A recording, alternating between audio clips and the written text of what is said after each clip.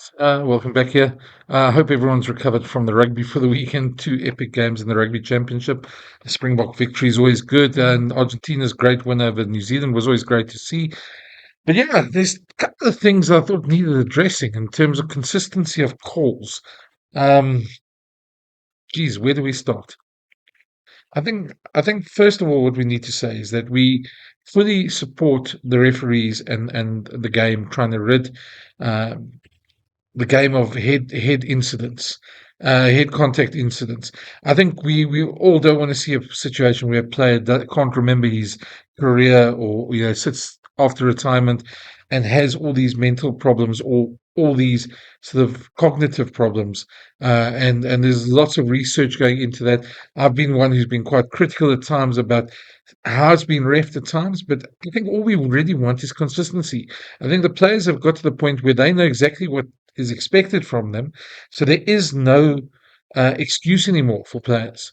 But when the officials make some strange calls, you sort of wonder why. We've now got the 20-minute red card in the rugby championship now being used, so there shouldn't be a reason to worry too much. If you lose a player for 20 minutes, the Box played without three players on Saturday for the last 12 minutes.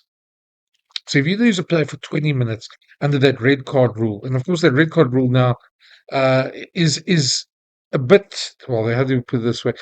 Of course, that red card rule is a strange one because you get red cards and red cards. If something looks deliberate, like a headbutt or a punch, that's a clear red card. The player doesn't come back. But if it's an accidental head clash or a head clash from a tackle, then it becomes a 20-minute red card. Now, in that situation, there's no excuse for referees or for television match officials to shy away from the tough decisions. And yet we're still seeing it. We saw it twice this weekend, two different aspects. And I'm just going to go through them so we can just talk about them because to me, it's doing the game a disservice. It's really, we want consistency. We want fans to understand the game. But if decisions like this happen, how do they understand the game? So let's look at this first incident, and I think this is quite important. Here we have Andrew Killaway. He picks Kobus Reinach up, obviously through the 90, which shouldn't happen, and then takes him to ground. We see Kobus Reinach fall on his head and reach out to the referee. This went to the TMO. He has a different angle. This went to the TMO. You see him picking him up. He's through the horizontal already, so that's illegal. Then the other players go around and he lands on his head. The onus is on the player who picks up the player to set them down on the ground, and no matter who else joins, and set them down safely on the ground.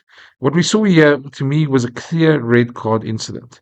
Referee Luke Pierce took this. He said it went to the bunker. It was a yellow card automatically, and it went to the bunker. And Ben Whitehouse, the TMO, decided it wasn't a red. Um, Again, I don't think it could be even clearer than this.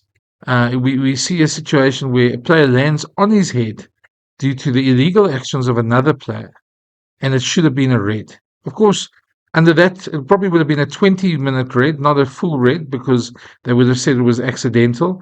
And Australia would have been able to replace the player after 20 minutes. So that shouldn't have really hampered them. But the more you look at this, the more you say to yourself, how was this not a red card? Especially when you take it back to some of the other decisions that happened. You look at it, I mean, you've got to talk about player safety there. There suppose could be an argument that he landed on his shoulder and not his head, but his head clearly touched the ground. So that's a tough decision all around. Now, I want to take you to an incident that Jasper Wies's got 6 weeks ban for. He's now currently serving a 6-week ban for this exact incident here. He comes in, he picks up a player. You can see him here. He picks up the player, turns him through the horizontal, and drops him onto the ruck. Drops him onto his head, and that was 6 weeks. Now, I've deliberately slowed down this incident so that we can have a look at it properly. But if you look at it, it's Jasper Wies's actions are clearly legal. He accepted they were illegal, and he got a red card right at the end of this and was given a 6-week ban for this. So I think when you take this clip and you see how he dropped the player, he got a 6-week ban. That's why he's not in the Rugby Championship or the initial tests against the Irish teams or the Portuguese teams.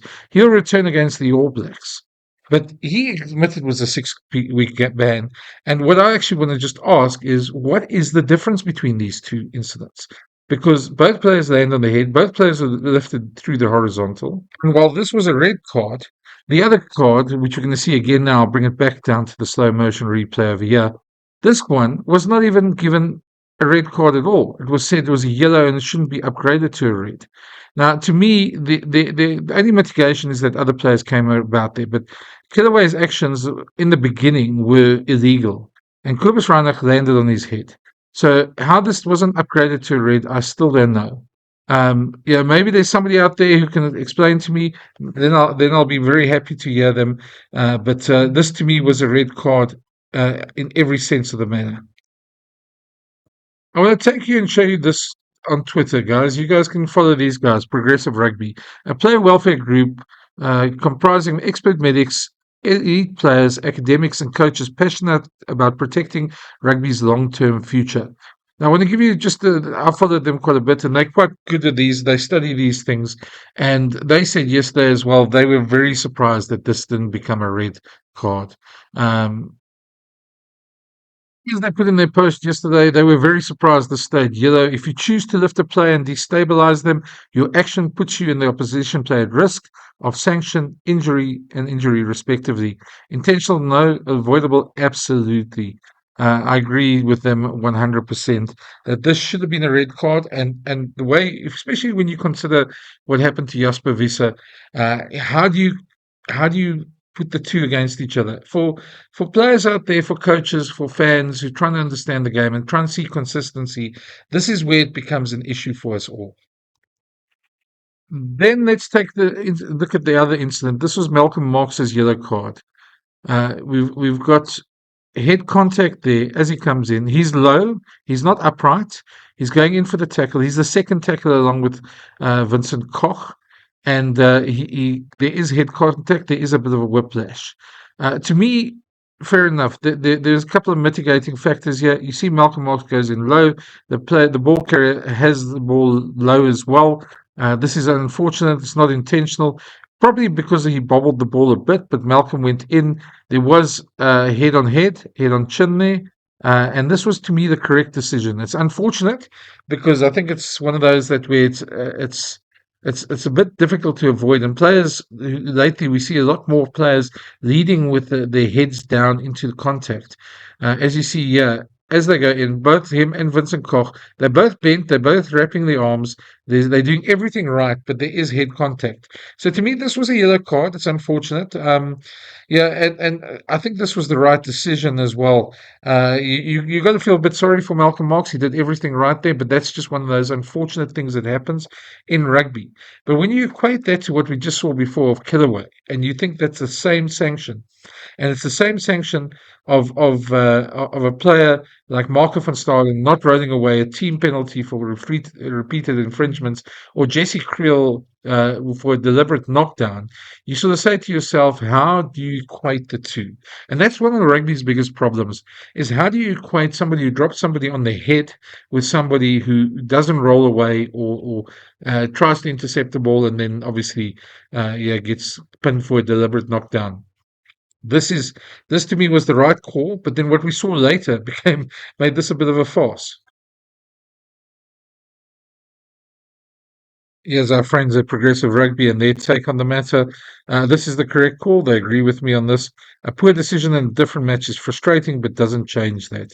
100% right on that. Yeah, I agree with that. It's unfortunate, but players do know these things, and I think the problem is just one, the consistency, and two, equating the sanctions for a situation like this. But agree 100% with what they say. Yeah.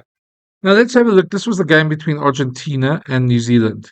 This was seen as just a penalty. Now we take the ball carrier, he goes low, he goes in there. The tackler is upright, and the tackler, there's head on head contact. The tackler comes off worst out of the whole situation. But this is head on head contact. Now we keep on getting told that if a tackler is upright, he's in the wrong because you need to get your head by your hips and you need to tackle like that. Ethan Blackadder in this situation was in the wrong position. The defenders got the onus on him. You can't blame the attacker for anything, but he's in an upright position. The fact that he came off second best in this tackle shouldn't actually have any bearing into this. And then what made it even worse was the explanation. I think let's listen to the audio here so we can hear exactly how the TMO and Angus Gardner handled this. 6 black. I'm going to get you a better camera point of contact.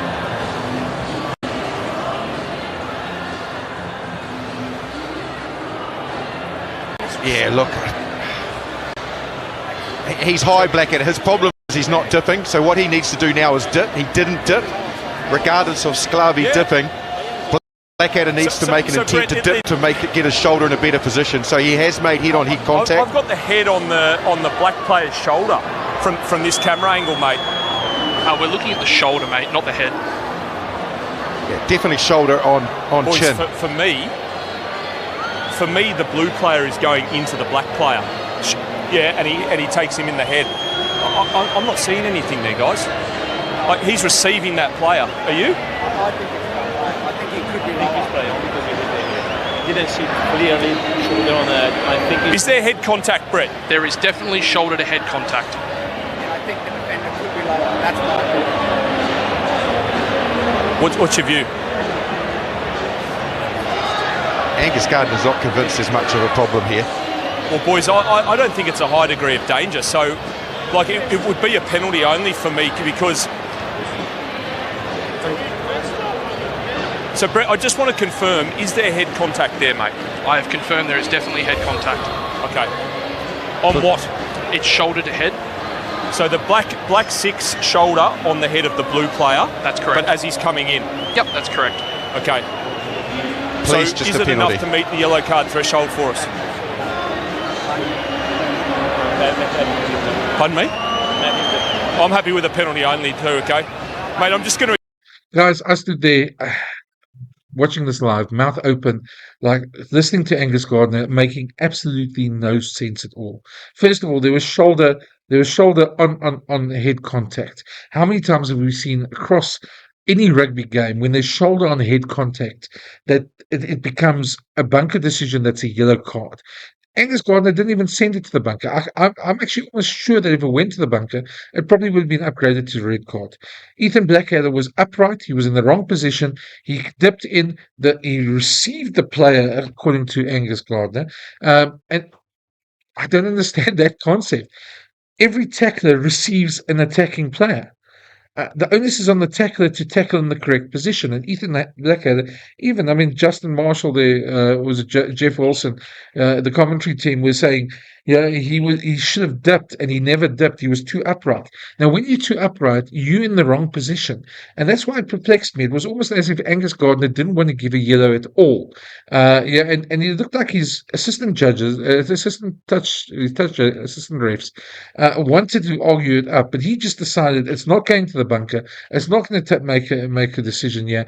And he just, when you look at the Malcolm Marx situation, which was the correct call, and then you look at Angus Gardner, and then you wonder why fans sit there and they're incensed and they get upset about referees and they get upset about games, and we want players not to be upset. We all just want consistency.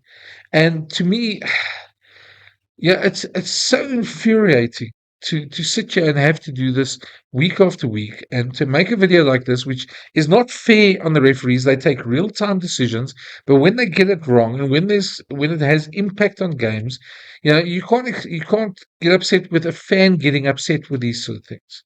But let's take a look at 2 other decisions, 2 of the most high-profile decisions from the World Cup. Hopefully I can get them and I don't get copyright striked here for that. But if I can show them, it'll be great. Explain. Unfortunately, I can't show you the video. Will Rugby have copyright strike that like you won't believe? But here's a still of the tackle that gave Sam Cane the first red card in a World Cup final. It was unfortunate. It looked like Jesse was perhaps dipping a bit, but it was shoulder on head, and it was deemed. It went to the bunker and it went up as a red card. So unfortunately for Sam Cane, he has the terrible sort of infamy of being the first player red carded in a World Cup final. And It certainly had an impact on the game, but it was handled correctly.